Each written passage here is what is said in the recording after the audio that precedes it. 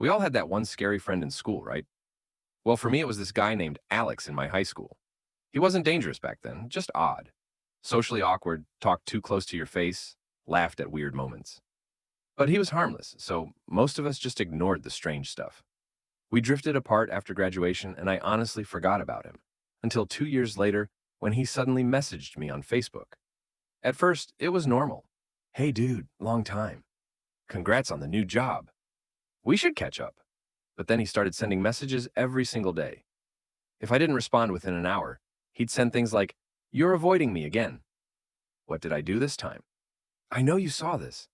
I brushed it off as clinginess, until he started mentioning things he shouldn't have known.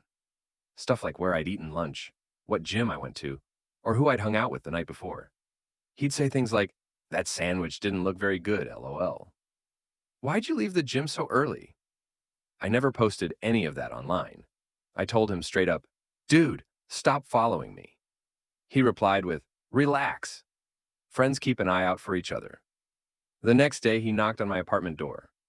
I hadn't told him where I lived. I told him to leave or I'd call the police. He smiled, and said, "You worry too much. You'll understand later." That night, I found a note under my windshield wiper. "You shouldn't stay out so late." I finally filed a report. Turns out, Alex had been warned before for following another classmate around. The cops found him sitting in his car outside my building. He had binoculars, a notebook with my schedule written inside it, and photos. A lot of photos. He was arrested for stalking and harassment.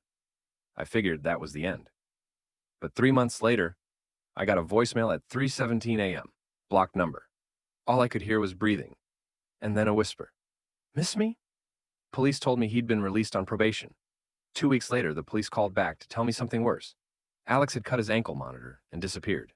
That was 6 months ago. And last week, when I left for work, there was a new note on my car. Just one sentence. "You moved again."